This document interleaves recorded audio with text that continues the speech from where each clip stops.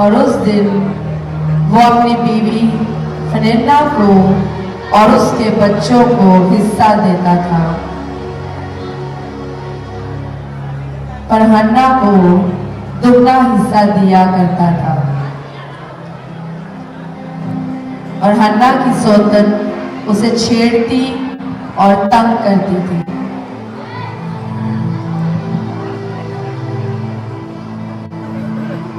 तुमने इसे दुगना हिस्सा क्यों दिया? ये तो बात है, तुम इसे छोड़ क्यों नहीं देते?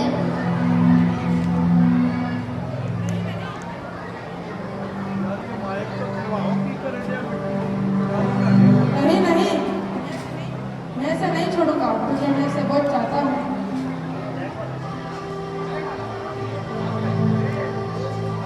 पर हन्ना रोती और उदास थी।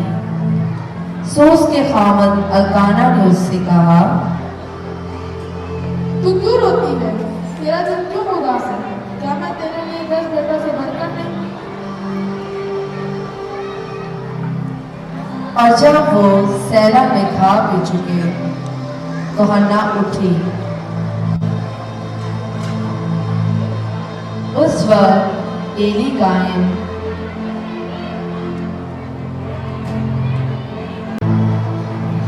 अबुल फाज, अगर तो अपनी लौंडी पर नजर करे और अपनी लौंडी को फर्जंदे नरीना बख्शे तो उसे जिंदगी भर के लिए खुदावंद की नजर कर दूंगी और उस तरह उसके सर पर कभी ना फिरेगा।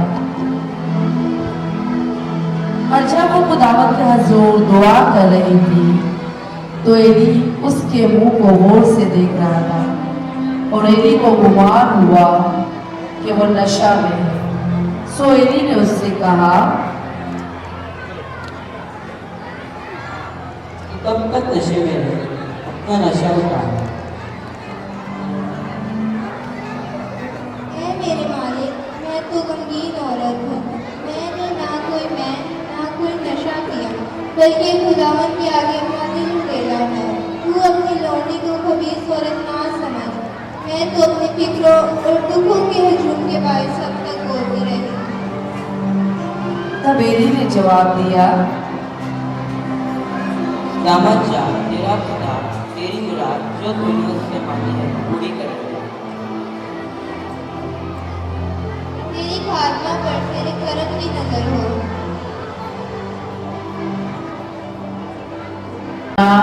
और हन्ना ने उसे अपने साथ लिया और खुदावंद के घर लाए। तब हैकल में आकर हन्ना ने एली से कहा, मैं वही औरत हूँ जिसने इस हैकल में बेटे के लिए दुआ मांगी। मैंने खुदा से वादा किया था कि लड़का मैं उसे दे दूंगी ताकि उसका खालिद बने। तब हन्ना और अल्काना ने वहां पर कुर्बानी चढ़ाई और दुआ मांगी। तब वो सैमुएल को एली काहिब के सुपुर्द करके खुद वापस चले गए।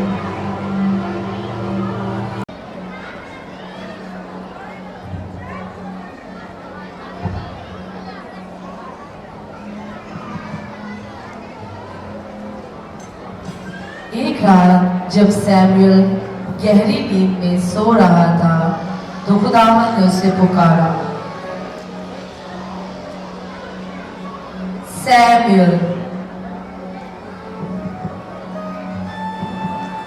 और वो उठकर एली के कमरे में गया। हाँ मेरे बेटे। तूने मुझे पुकारा, मैं हाजिर हूँ। मैंने तुझे नहीं पुकारा, जाकर सो जा। वो जाकर सो गया। खुदावंद ने फिर सैमुएल को पुकारा, सैमुएल। सैमुएल फिर एली के पास गया और उससे कहा, मालिक मालिक, मुझे पुकारा, मैं हाजिर हूँ।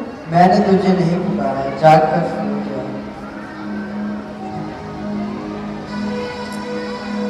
सैमुएल ने खुदावंद की आवाज को नहीं पहचाना। वो एली का हुक्म मानकर दोबारा बिस्तर पर जाकर लेट गया। उठकर एली के पास गया। मालिक मालिक, तूने मुझे पुकारा, मैं हाजिर हूँ।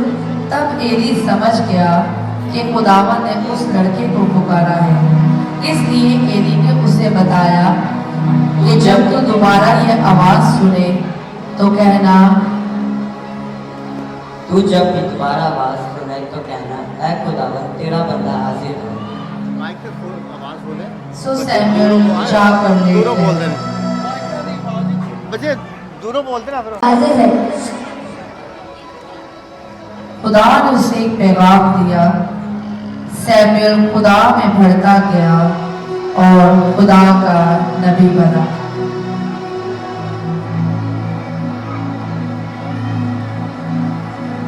और इस हन्ना की कहानी से हम ये सीखते हैं कि अगर दुआ में हम साबित कदम रहें, दुआ में कायम रहें, तो वो हमारी ज़िंदगी में जब तक हम जिंदा हैं, एक वक्त ऐसा आता है कि दुआ रंग लेकर आती है। और सैमुएल हमें ये सिखाता है कि जब खुदा आवाज़ दे, बेशक वो वसीला कोई भी हो खुदा की आवाज़ का, हमें उस पर कहना है, हाँ खुदावन मैं हाजिर हूँ।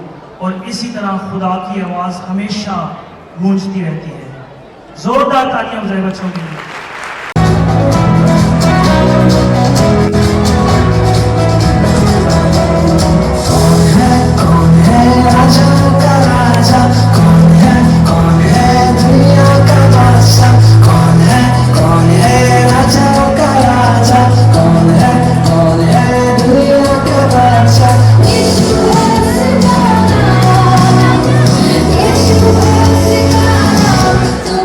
जय जयकार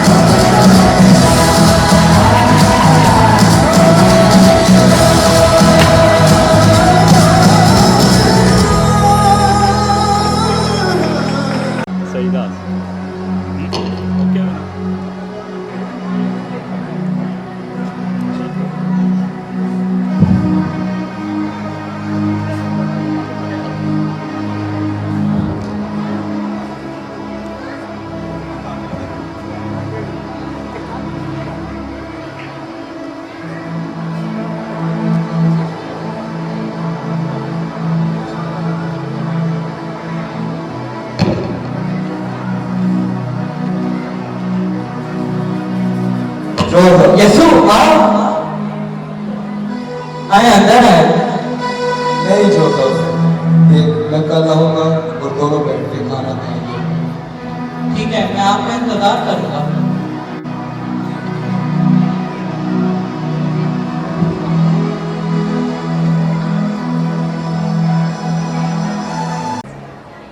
लगता है यीशु आया है।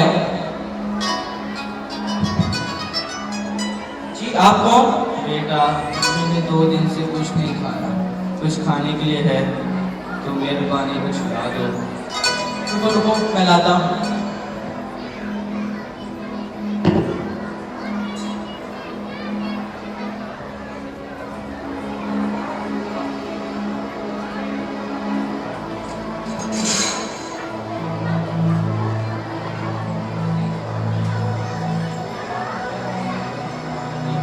मेहरबानी।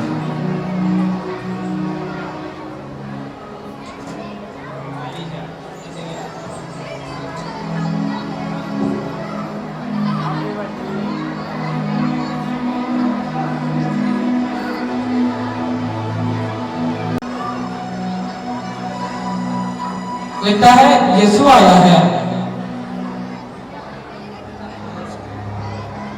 जी आप कौन?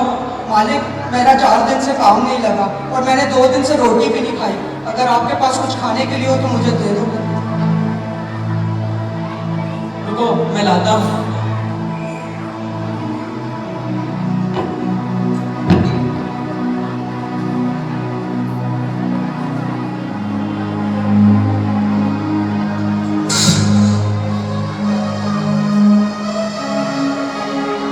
शुक्रिया मालिक, खुदा आपको और दे।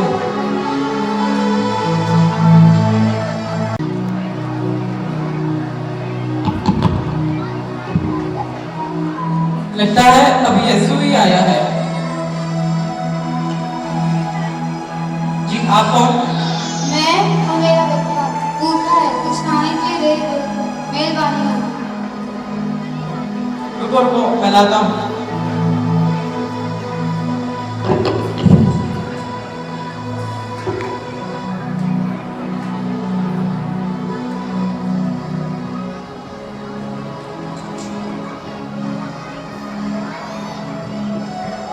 शुक्रिया।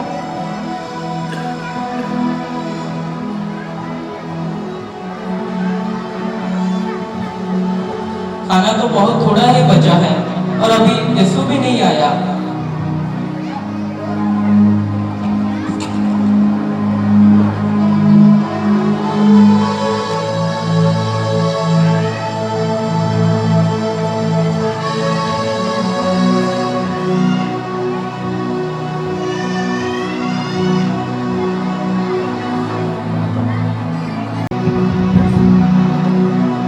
लगता है अभी यकीनन यीशु ही होगा।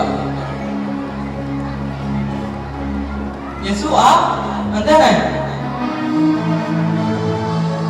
आए बैठे।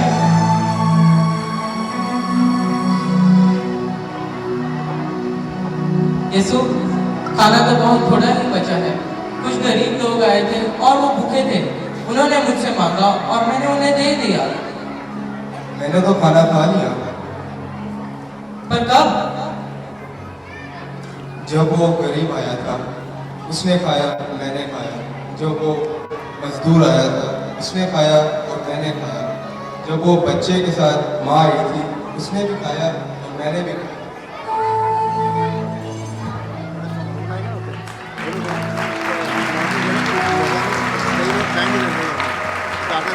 ख्वाहिश हमारे दरवाजे पर ही होती है। यीशु ऐसी ही सूरत में हमारे पास आता है। हम यीशु को बहुत जगहों पर ढूंढते हैं, आसमान पर, जमीन पर, लेकिन यीशु कभी भूखे की सूरत में, कभी तन्हा की सूरत में और कभी प्यासे और ज़रूरतमंद की सूरत में हमारे पास आता है। और ये मसीह की ऐसी तालीम है और ये इतनी मजबूत है जिसको कई बार हम समझ नहीं पाते। आज भी यीशु चाहता है ऐसी कलीसिया हो जो न सिर्फ इबादत और प्रस्तिश करे बल्कि अपने अमल से हर रोज मसीह को छुए। आए जोरदार तालियां बजाएं बच्चों।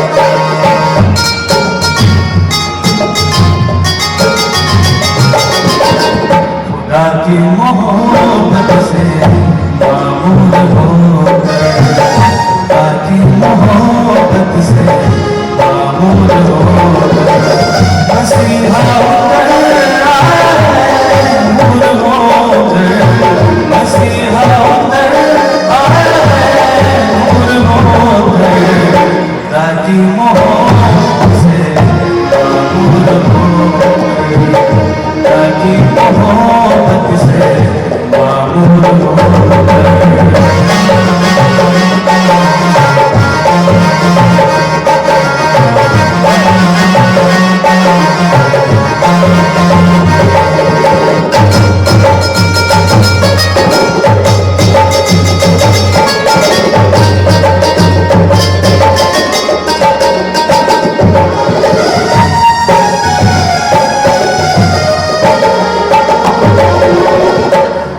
वो आया है अपने वादे की खातिर, लिया जन्म उसने कुमारी से आकर। वो आया है अपने वादे की खातिर, लिया जन्म उसने कुमारी से आकर। मुश्किलों के मालिक अब्दियत वही है, सलामती का भी शहजादा वही है। मुश्किलों के मालिक अब्दियत वही है, सलामती का भी शहजादा वही है। जहाँ की खुशी का ठिकाना नहीं है, किसी दिल के गम का तराना नहीं है, ताकि मोहब्बत से मामूल होकर, ताकि मोहब्बत से मामूल होकर।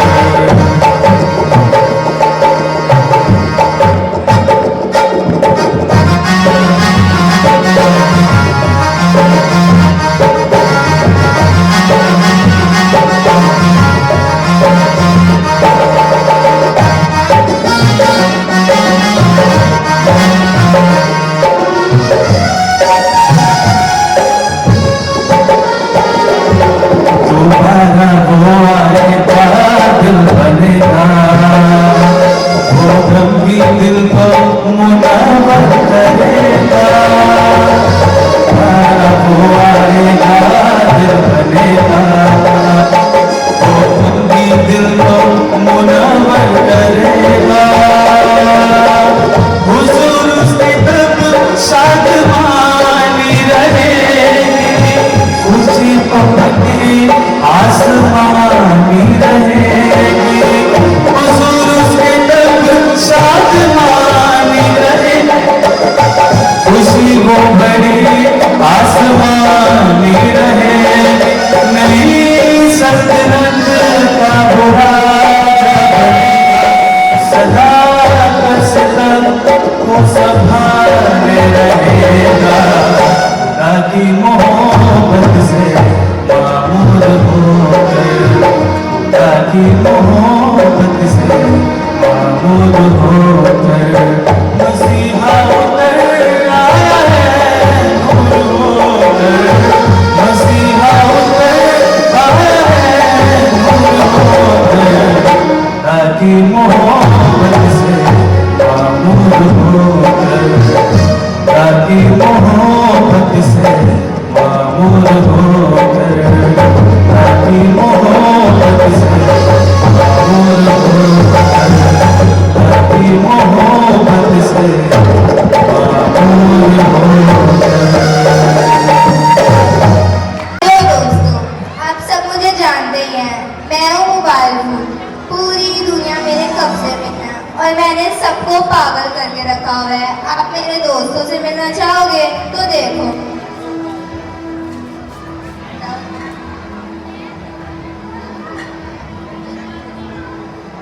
मैं हूँ बच्चा, पूरी दुनिया मेरे ग्रिप में। बच्चा, बूढ़ा और जवान सब दीवाने हैं मेरे, सब फोन करने के लिए मेरे पास आते हैं।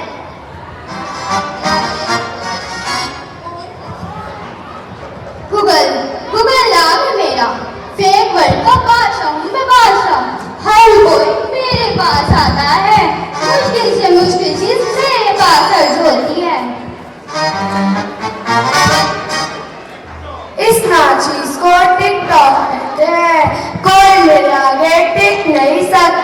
जो भी आता है मेरे पास आता है।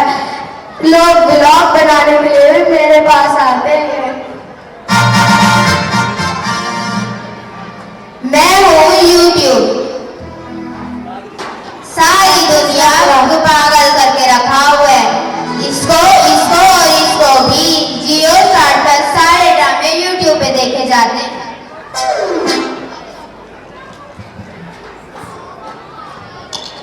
मैं हूँ इंस्टाग्राम, लोग ना भूल जाते हैं पर इंस्टा पे स्टोरी लगाना नहीं भूलते। सब की बातें हैं मेरे।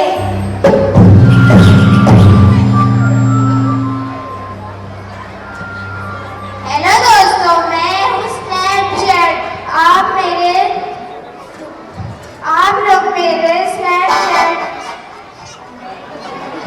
हेलो दोस्तों, मैं हूँ स्नैपचैट। मेरा नाम है स्नैपचैट। सब मुझे कहते हैं स्नैपचैट वीडियो लगा लो, फिल्टर लगा लो।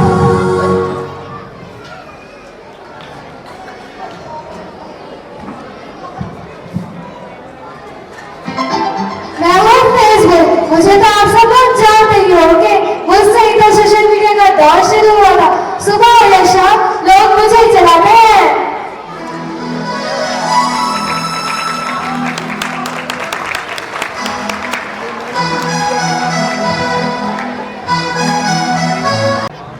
मम्मा कल मेरे एग्जाम है, मुझे कुछ समझ नहीं आ रहा, आप मुझे समझा दोगे?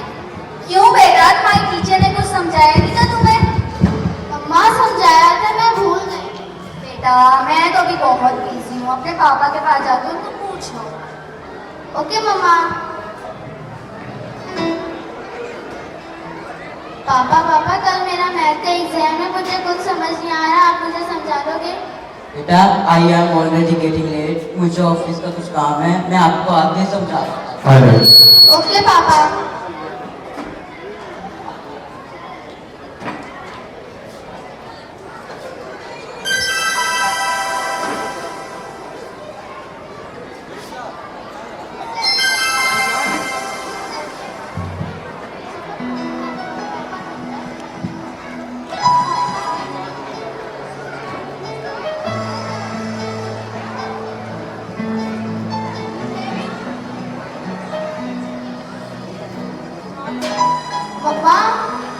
मम्मा प्लीज आप मुझे थोड़ा सा समझा दीजिए, जोड़ दे।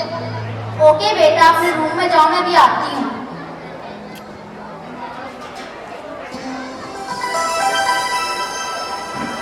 ओह गॉड, कुछ समझ नहीं आ रहा।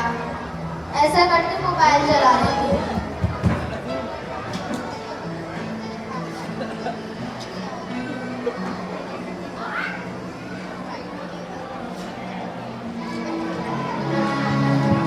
टिकटॉक चला, टिकटॉक। गूगल पे तो सर्च करो। यूट्यूब चलाओ, यूट्यूब। फेसबुक चलाओ, रील्स देखो। तस्वीरें बनाओ, तस्वीरें। इंस्टाग्राम चलाओ, इंस्टाग्राम। स्टेटस देखो, स्टेटस। हा देखो शिकार।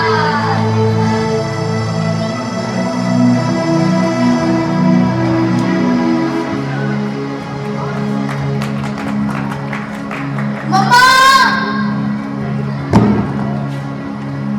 बेटा क्या हुआ? बेटा चांदी, बेटा क्या हुआ? चांदी के पापा ने चांदी को क्या हुआ? क्या हुआ?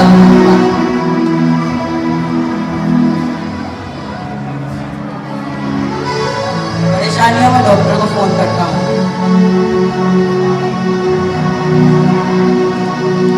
हेलो डॉक्टर साहब, मेरी बेटी की तबीयत अचानक से खराब हो गई तो आइए।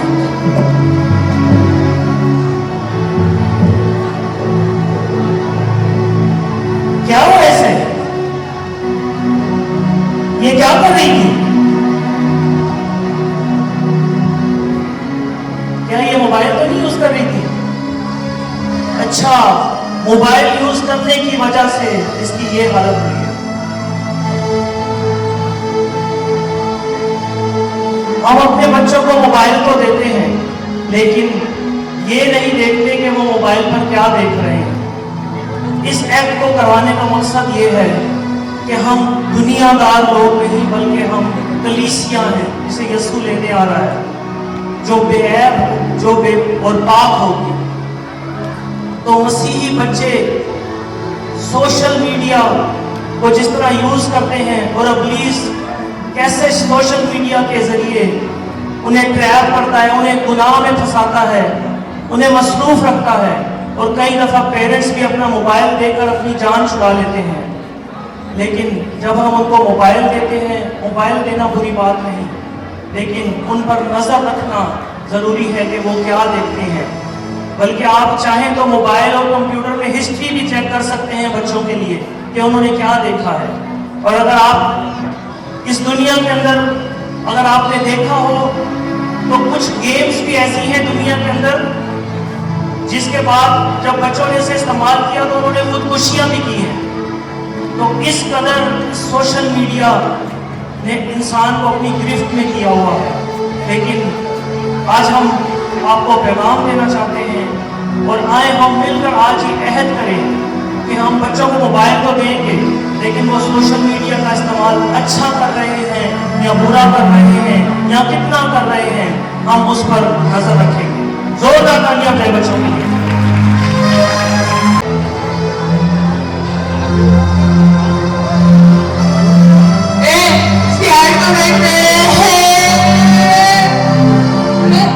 हमारे में तो कोई ना कोई तो किसी के यार। मुझे याद आया, बॉस मिस है। बॉस है, बॉस किधर है यार?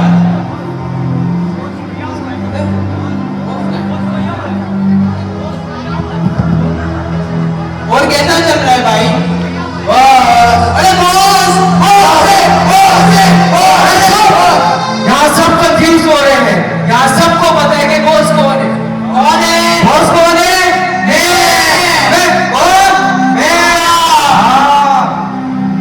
और हमारे दुश्मन लोग कैसे हैं? वही मसीह लोग एक दूसरे से चलते हैं बॉस।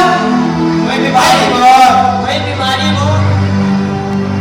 वही गुनाहों से चढ़ते हैं, वही गुस्सा और कमेंट। ऐसे ही मेरे चेले लोग, क्योंकि हमें उन्हें कहाँ लेके जाना है? अरे हमें 3 अहम काम उन्हें करने नहीं दे रहे। कौन से बॉस? बताता हूँ। पहला, हमें उन्हें दुआ करने नहीं देना। नहीं देंगे। ऐसे ही। दूसरा, उन्हें कलाम पढ़ने बिल्कुल नहीं देना। नहीं देंगे। ऐसे ही।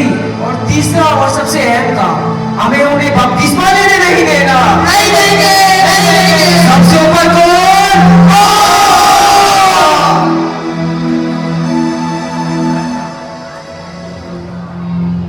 बॉस, हमें किसी भी ईमानदार को खुदा की बादशाहत में जाने नहीं देना। नहीं जाने देंगे। बॉस, मुझे ऐसे लग रहा है अंदर से इबादत करने का। बॉस, मैं नहीं, कोई कर रहे हैं यहाँ पे। बॉस, ये वही है। अबे ये वही है ना, 1 महीने वाला ईमानदार। बॉस, ये वही है। अबे इसको तो पहला महीना वही चर्च में आते हो रे। बॉस, ये तो नया है। बॉस, इसको हम कैसे लेंगे? ऐसे लेंगे, ऐसे।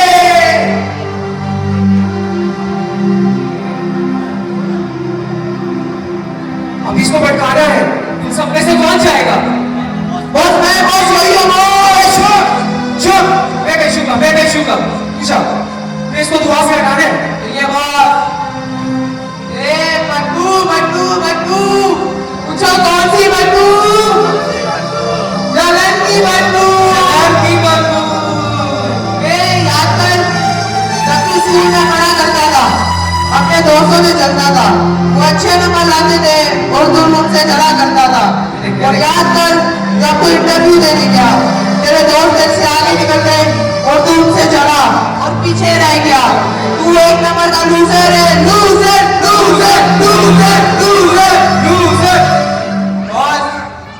बॉस उठा दिया बॉस। शाबाश मेरे चेले, शाबाश।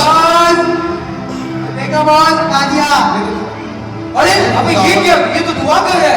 हाँ, मैं इंसान हूँ खुदावंद, और मैं अपने इस जलन की शुक्र से माफी मांगता हूँ, क्योंकि मुझ में जलन है खुदावंद, पर मैं यीशु मसीह के कादिर नाम में खुदावंद इस बीमारी से रह पाना चाहता हूँ। मसीह यीशु के नाम से आमीन।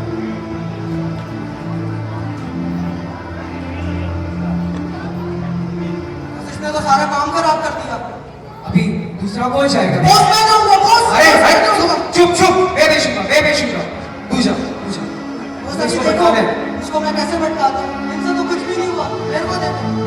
अरे, तू भी दुआ कर रहे है? मेरे जैसे लोग भी ईमानदार होते हैं। अबे, किसकी कौन सी दुआ?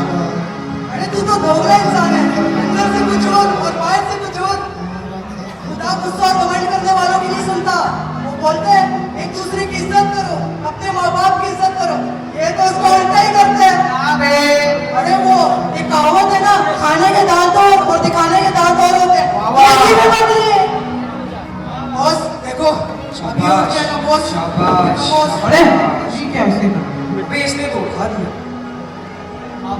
हाँ खुदा बॉस ये दुआ कर रहा है मैं इंसान हूँ और मैं इस गुस्से और जलन की बाइस बहुत गिर चुका हूँ। मैं खुदा मेरा माफ। और जिस तरह तू मालिक है यीशु, मैं तुझ जैसा बनना चाहता हूँ। मसीह यीशु के नाम से मांगता हूँ। सोफा चुप के अंदर लाऊंगा।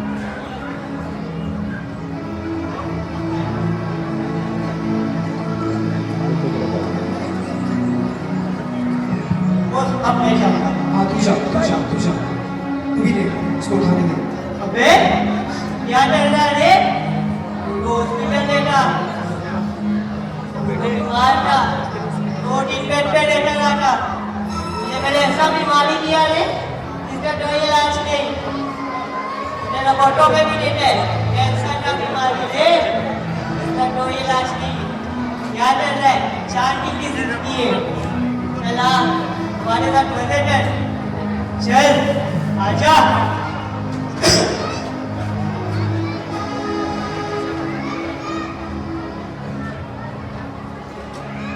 तुम दोनों से तो नहीं हुआ इसलिए उठा दिया इसको हाँ बॉस ये तो काम का निकला।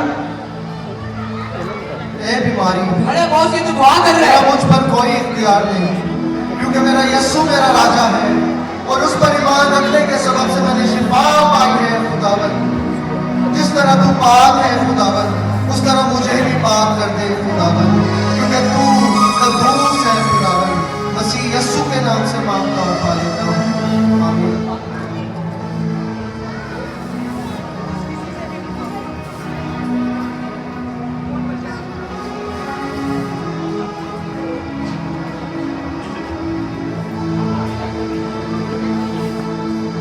अभी कौन रह गया उसको भटकाने वाला? अबे तू जा बॉस मैं नहीं जा रहा, आपने सबको भेज दिया, अभी मैं बच गया। अबे तुझे भेज रहा हूँ मैं नहीं जा रहा बॉस। क्यों? एक शर्त पे जाऊंगा, कौन सी शर्त? अपना राइट हैंड बनाना। ये राइट हैंड है, इसको उठा दे। ये राइट हैंड में देखो अभी कैसे होता है। और यार आपने इसको राइट हैंड बना दिया, मैंने बनना था। मैं इतने सालों से मेहनत कर रहा था। आपने गलत किया बॉस। ये क्या कर रहा है? दुआ कर रहा है? छी छी छी, तेरे जैसा गुनाहगार खुदा से दुआ कर रहा है? तुझे तो शर्म आनी चाहिए। तूने कितने गंदे गंदे गुनाह किए। अगर तू बोले तो याद दिलाऊं मैं तुझे, तेरा नाम तो यीशु नहीं, तेरा नाम तो गुनाहगार होना चाहिए। कितने गंदे गंदे गुनाह करता है रे तू। एक और बात बताऊं, एक और बात, मेरे को तो लगता है कि ये दुनिया का सबसे बड़ा गुनाहगार आदमी है। इसने माँ बाप का कहना नहीं माना, रिश्तेदारों का नहीं माना, किसी की नहीं मानता। ये एक नंबर का बुद्धू है ये, इससे कोई काम नहीं सही से होता। और अभी ये खुदा से दुआ कर रहा है, देखो तो सही से। शाबाश, मैं तो इसको दुआ से हटा हाँ बॉस इसने तो उठा दिया। अब ये मेरा राइट हैंड है। हाँ बॉस ये तो काम का निकला। हाँ अबे, मैं खुदावन ये क्यों? अबे मैं गुनाहगार ये तो हूँ, दुआ कर रहा है। पर तू मुझे तनहा नहीं छोड़ता। इधर आ तू मेरे लिए आया और मैं तुझ पर ईमान रखता हूँ। मैं खुदावन मुझे तुझ जैसा बना दे, जिस तरह तू पाक है, तू कद्दूस है, तू गयूर है खुदावन। मैं तेरी ही महिमा करता हूँ, मसीह यीशु के नाम से, आमीन।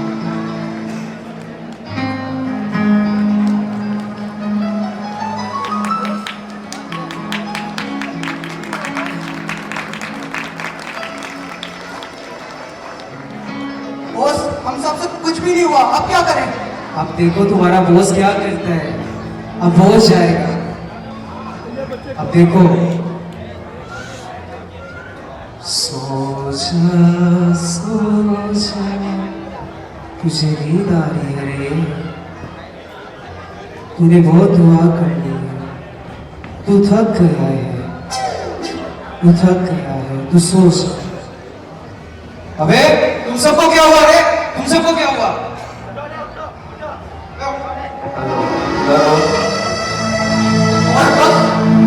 आपकी तो आवाज इतनी प्यारी, बॉस आपको नींद आ गई, बॉस आपकी आवाज इतनी प्यारी, आपको तो फायर होना चाहिए। तुम्हारा बॉस तो आए सबसे ऊपर कौन? बॉस आपने तो उसको सुना दी बॉस। यही तो है बॉस की कहानी है ये बात। बॉस किसी को तो चलने की आवाज आ रही है बॉस। ये तो रोज चर्च का पादरी है बॉस, हर बार हमारा काम खराब कर देता है। असली दुश्मनी इससे नहीं, इससे है बॉस, यही है वो दुश्मन, हर दफा आता है हमारा काम खराब कर देता है। और खुदा ने तेरे गुनाहों को माफ किया। जिस तरह दानियल शेरों की मांग में दुआ किया करता था, इसी तरह जो अब रास्तबाजी से खुदा और जिस तरह बाकी सब भी दुआ किया करते थे, इसी तरह तू दुआ कर। और जो जो तूने सोची है चीजें वो खुदावन तुझे देगा। और बुरी राहों से जो तू काम करता था, खुदावन तुझे नेक राहों पे ले चलेगा। बस तू अब दुआ करता रहे और दुआ तुझे नहीं छोड़नी। चर्च के साथ जुड़ जा, अपना खुदाम के साथ जुड़ जा और बस दुआओं में टाइम दे, ज्यादा से ज्यादा खुदावन को वक्त दे और बुरी चीजों से निकल जा। खुदावन तुझे बरकत दे। ये बॉस आप तो बोले तो ऐसी आएगा, ये तो ऐसे निकल गया बॉस। हाँ, मैं दुआ करूंगा। हे खुदावन, मुझे तुझ में बढ़ना है। मैं कलाम पढ़ूंगा, मैं चर्च जाऊंगा और मैं हे खुदावन तेरे नाम से बपतिस्मा भी लूंगा। यार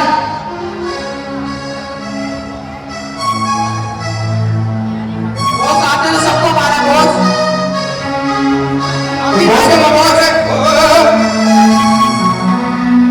हम सब मिल के जाएंगे, उसको भटकाएंगे दुआ से। चलो रे चलो चलो। ए जनन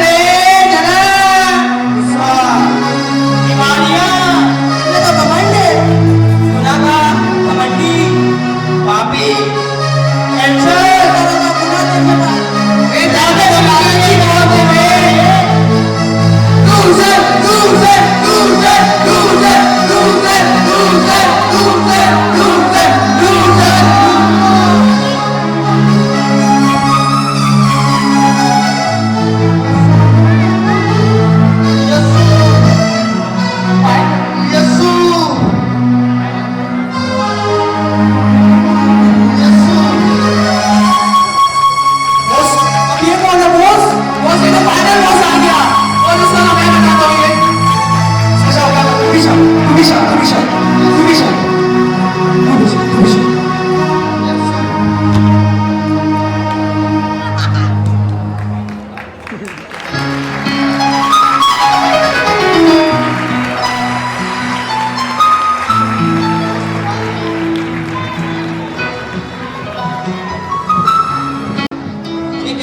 बॉस का तस्वीर फ्लॉप हो गया। अरे उठाओ बॉस को।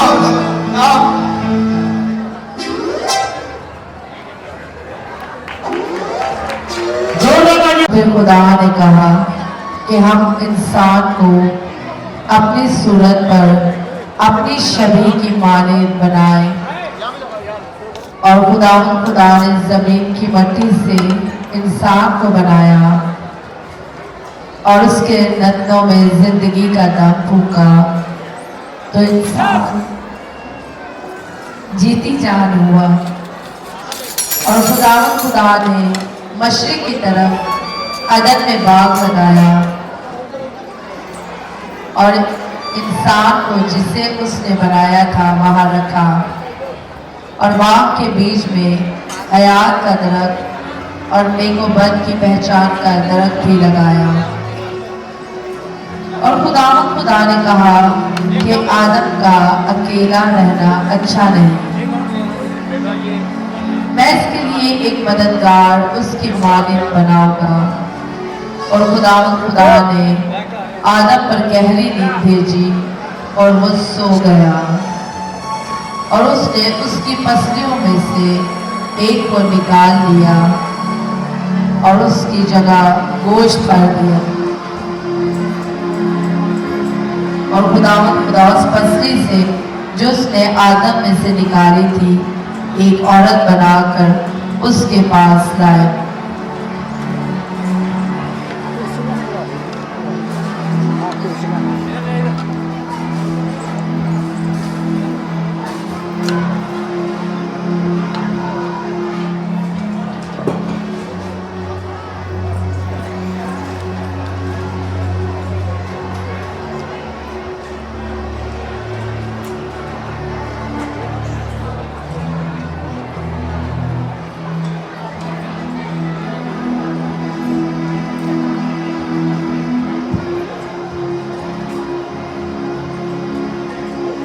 ये तो अब मेरी हड्डियों में से हड्डी और मेरे गोश्त में से गोश्त है, इसलिए ये नारी कहलाएगी क्योंकि ये नर से निकाली गई।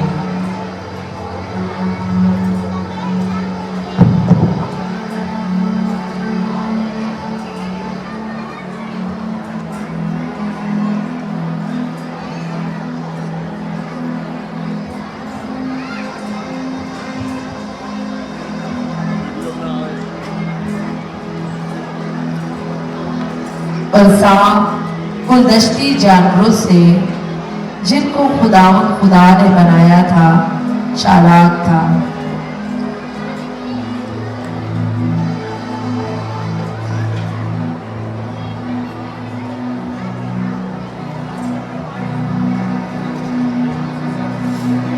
तब शैतान ने हवा को बहकाने का इरादा किया और उसके पास आकर कहा, क्या वाकई खुदावन ने तुमसे कहा है कि बाग के किसी तरह का फल नहीं खाना?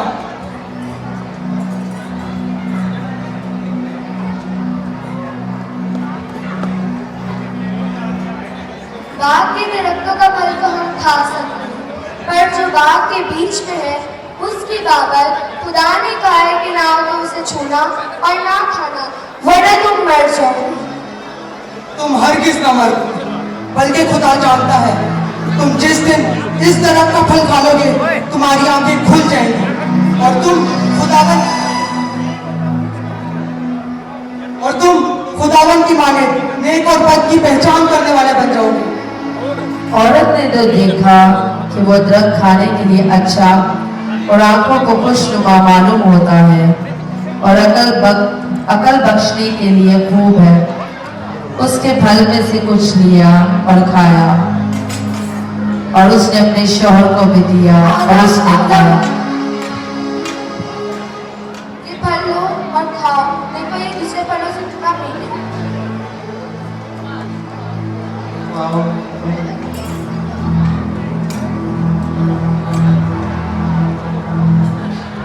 तब दोनों की आंखें खुल गई और उनको मालूम हुआ कि वो नंगे हैं। तब खुदा ने औरत से कहा कि तूने ये क्या किया?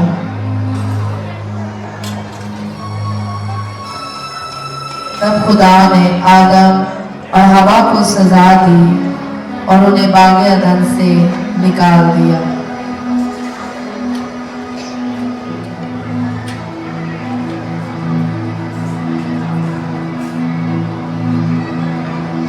गुनाह इंसान की जिंदगी में आ गया और इंसान इस गुनाह से रिहाई नहीं पा सकता था और आखिरकार खुदा ने पेशन गोइयों के वसीला से इस बात को जाहिर करना शुरू किया कि निजात दहिंदा आएगा। तब ये साया की मानिंद खुदावंद ने फरमाया, लेकिन खुदावंद आप तुमको एक निशान बख्शेगा, देखो एक कमारी हामला होगी और बेटा पैदा होगा और वो उसका नाम इमैनुअल रखेंगे। एक और पेशन गोई ईसाया ने की, इसलिए हमारे लिए एक लड़का तवल्लद हुआ और हमको एक बेटा बख्शा गया और सल्तनत उसके कंधे पर होगी और उसका नाम अजीब, मुशीर, खुदाए कातिल, अब्दियत का बाप और सलामती का शहजादा होगा।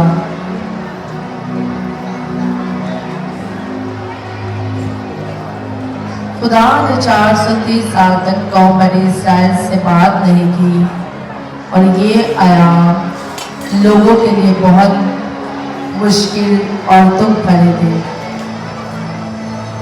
लेकिन हर किसी को अच्छे दिनों की उम्मीद थी, क्योंकि खुदा ने वादा किया था कि एक बच्चा पैदा होगा और अपने लोगों को आजाद करेगा।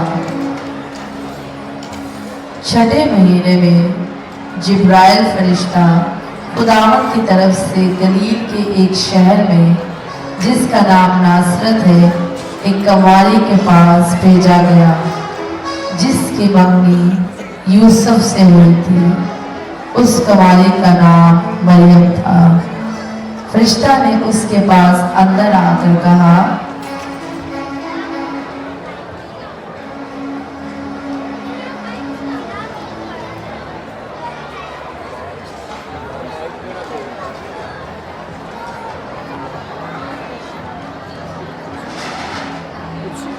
सलाम तुझ पर जिस पर फजल हुआ, ऐ मरियम खौफ न कर, क्योंकि खुदा की तरफ से तुझ पर फजल हुआ है।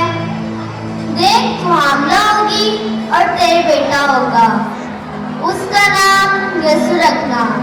वो बुजुर्ग होगा और खुदा ताला का बेटा कहलाएगा और खुदावंद खुदा उसके बाप दाऊद का तख्त उसे देगा और वो यकूब के घराने पर अबद तक बादशाही करेगा।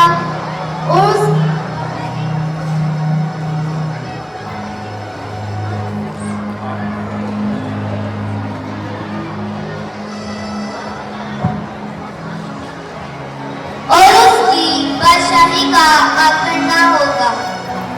वो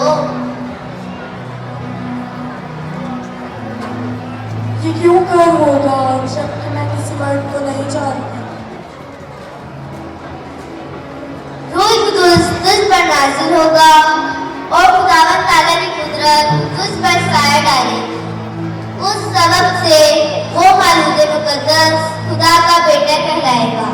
देख मैं खुदावंद की बंदी हूँ, मेरे लिए तेरे कौल के पहुँच।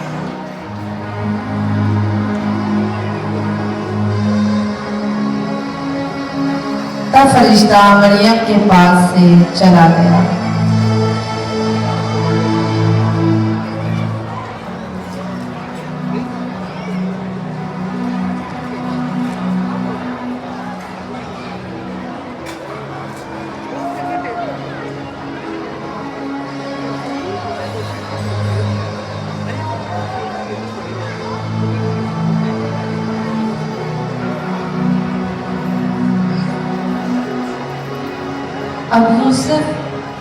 अब यीशु की पैदाइश इस तरह हुई कि जब उसकी मंगनी यूसुफ के साथ हो गई तो उनके इकट्ठे होने से पहले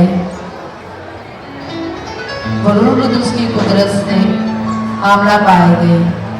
यूसुफ एक राजबाज और नेक आदमी था। वो दाऊद के घराने से था और बढ़ई का काम करता था। जब उसके दोस्तों को पता चला कि उसकी मंगेतर मरियम शादी से पहले हामला हो गई तो दोस्तों ने आकर उसे ताने दिए।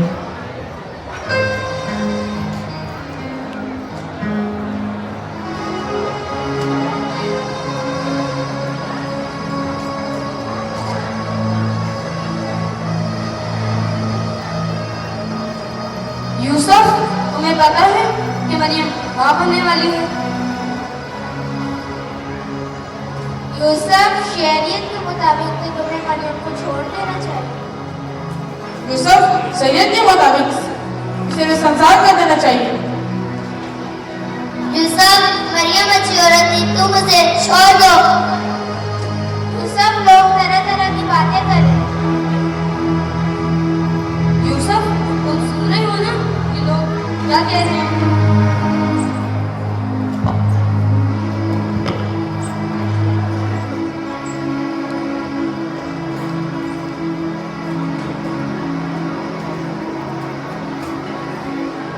तब यूसुफ ने अपने दोस्तों की बात सुनकर मरियम को चुपके से छोड़ देने का इरादा किया।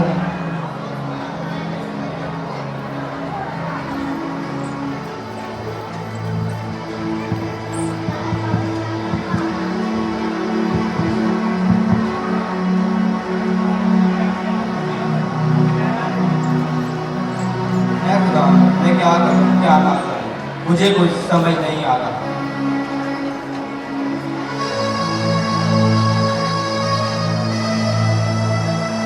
ऐ खुदावन, अब तू ही मेरी रहनुमाई कर कि मैं क्या करूं।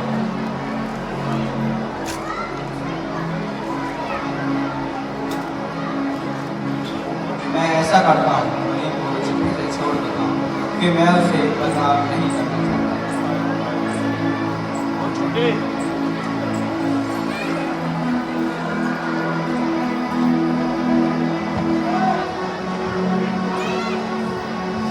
वो ये बातें सोच ही रहा था कि खुदावत के फरिश्ता ने उसे ख्वाब में दिखाई देकर कहा,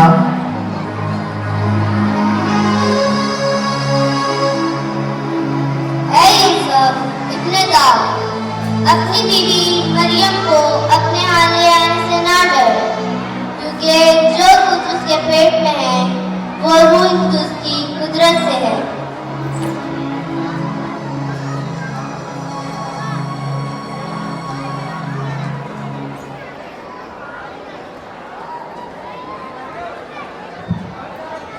जब यूसुफ नींद से जागा तो उसने फरिश्ते की बातों पर गौर करते हुए मरियम को अपने हाथ ले आने का इरादा किया। ये क्या था? जो ख्वाब था, जो खुदा की आवाज?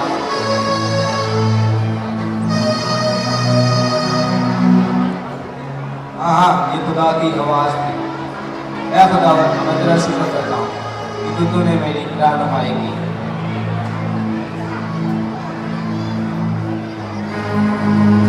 तूने मुझे बड़े गुनाह से बचाया और अब मैं मरियम को अपने आप ले आऊँगा।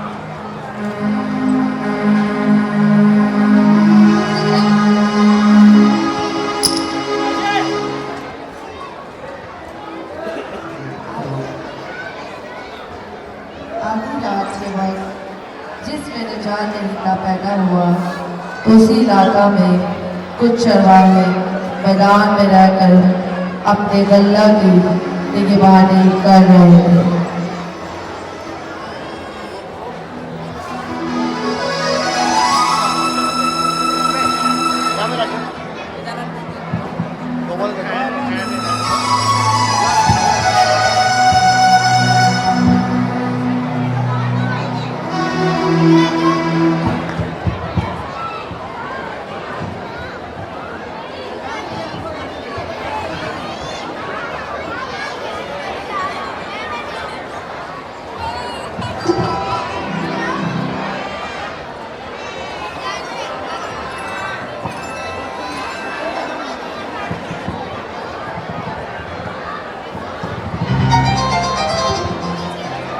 जोरदार तालियां बजा दें बच्चों के लिए।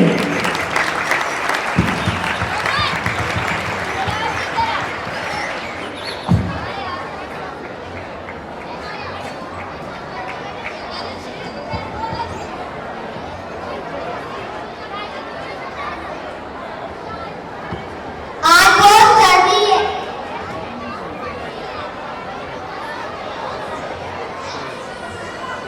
आज वाकई बहुत सर्दी है।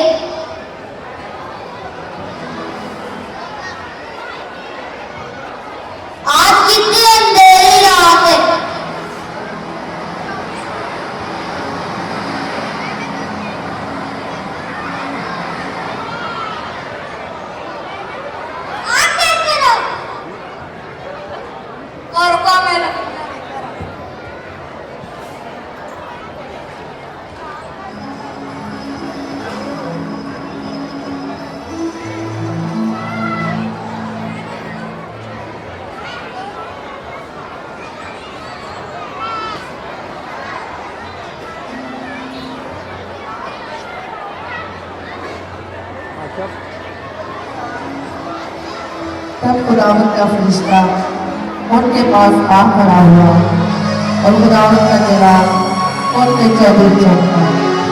वो नहाए डर गई। फरिश्ता ने उनसे कहा, डरो मत, मैं तुम्हें बड़ी खुशी की बिशारत देता हूँ जो सारे उम्मत के वास्ते होगी कि आज दाऊद के शहर में तुम्हारे लिए एक मुनज्जी पैदा होगा।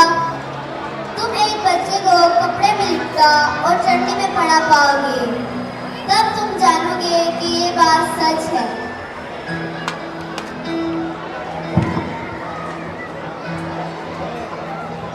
और यकायक उस फरिश्ता के साथ आसमानी लश्कर की एक गिरोह खुदा की हम करती और ये कहती हुई जाहिर हुई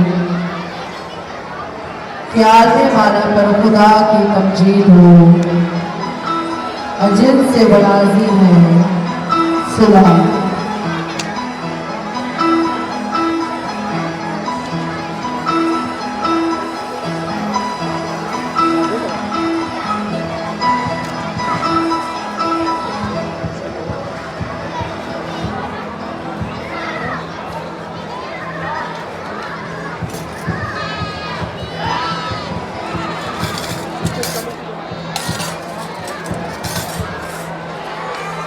जो फरिश्ते उनके पास से आसमान पर चले गए तो चरवाहों ने आपस में कहा, हाँ, बेहतराम को चले, जो हमको फरिश्ते को पता चला चल के देखें। हाँ, चलो चले। हाँ, चलो चलो।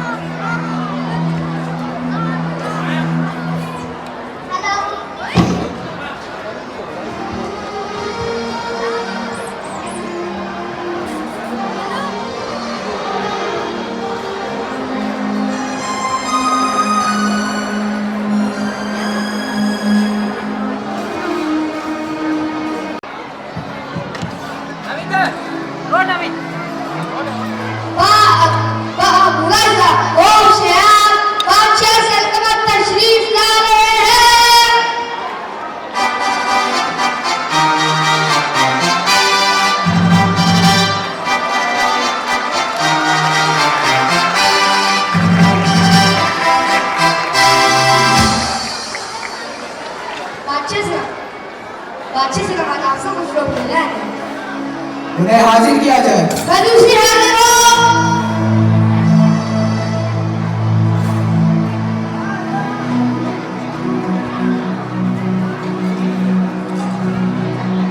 बादशाह सलाम, यहूदियों का जो बादशाह पैदा हुआ है वो कहाँ है? हमने पूरब में उसका सितारा देखा। बादशाह तो हम हैं।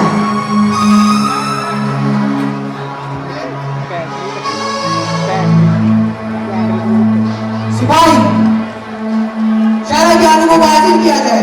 शहर के आगे हाजिर हो। कहाँ होनी चाहिए? बादशाह सलामत यहूदियों के बैतलहम में। क्योंकि नबी की माँ यूं लिखा गया है कि है बैतलहम यहूदा के इलाके, यहूदा के हाथों में हरगिज़ सबसे छोटा नहीं, क्योंकि तुझ में से एक सरदार निकलेगा जो मेरी उम्मत इस्राएल की गलाबानी करेगा।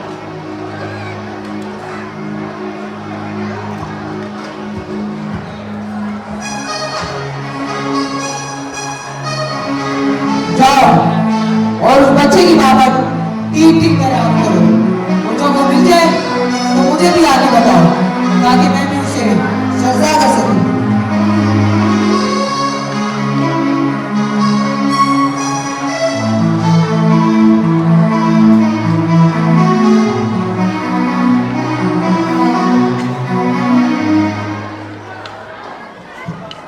सजा दो, हम उसे करेंगे।